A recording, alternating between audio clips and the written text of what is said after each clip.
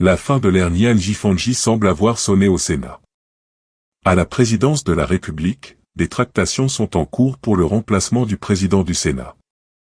Pour cause, 3 jours seulement après son arrivée au Cameroun après une évacuation sanitaire de plusieurs mois en France, Marcel Nian Jifanji a dû se faire interner à nouveau à Yaoundé. La deuxième personnalité du pays est arrivée à Yaoundé ce dimanche 17 mars 2024 au petit matin, ceci à bord d'un vol médicalisé. Il doit prendre part à la session de mars actuellement en cours au Parlement. Gravement malade, Nian Jifanji était hospitalisé depuis bientôt 3 mois en France. Absent, il avait été dans l'incapacité de prendre part à la cérémonie de présentation des vœux 2024 à Paul Biya. Marcel Nian Jifanji est né le 26 octobre 1934 à Banganté. Il est ingénieur et fut directeur de sociétés publiques, ministre, député, maire, agriculteur et promoteur de festivals.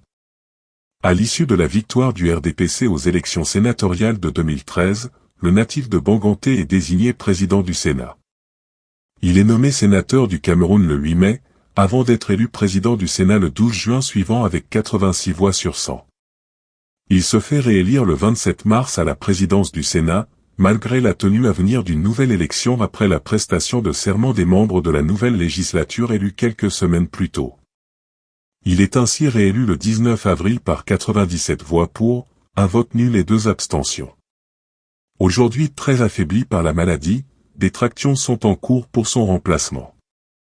Les 2 chambres du Parlement camerounais, le Sénat et l'Assemblée nationale, se réunissent depuis le début du mois de mars pour leur session ordinaire.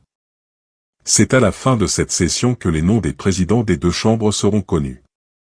Le RDPC, parti majoritaire au sein des 2 chambres, a convoqué ses députés et sénateurs au comité central ce vendredi à 10 h. L'objectif de cette réunion est de leur communiquer les noms des candidats désignés par le président national du parti, Paul Biya, pour occuper les postes de président du Sénat et de l'Assemblée nationale. Le suspense demeure quant à la reconduction de Marcel Nian Jifanji et Kaveyegui Djibril, respectivement président du Sénat et de l'Assemblée nationale.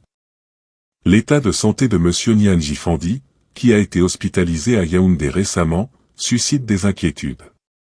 Quant à M. Kaveyegui Djibril, il occupe le poste de président de l'Assemblée nationale depuis 32 ans, ce qui soulève des questions sur la nécessité d'un renouvellement à la tête de cette institution. Les regards sont donc tournés vers le comité central du RDPC ce vendredi pour connaître les noms des personnalités qui présideront les 2 chambres du Parlement camerounais pour les prochaines années. Plus de 2 semaines après l'ouverture de la première session ordinaire de l'année, les 2 chambres, l'Assemblée nationale et le Sénat, n'ont pas mené la moindre activité. Interrogés sur la question, députés et sénateurs ont tous la même réponse, on s'ennuie ferme. D'aucuns sont même retournés dans leur circonscription d'origine, signe évident qu'ils n'ont rien à faire à Yaoundé où siègent ces institutions. Selon des sources au Parlement, l'indisponibilité du président du Sénat est la source de ce quasi-débrayage. Âgé de 90 ans, Marcel Nian Jifanji qui dirige l'institution depuis sa création en 2013, est annoncé malade et très affaibli. Revenu de l'étranger dimanche dernier après 3 mois d'absence pour raisons sanitaires, il a aussitôt été réinterné dans un hôpital de la capitale du Cameroun. La situation embarrasse jusqu'au pouvoir et obligerait la hiérarchie du RDPC à réfléchir en urgence à son remplacement éventuel.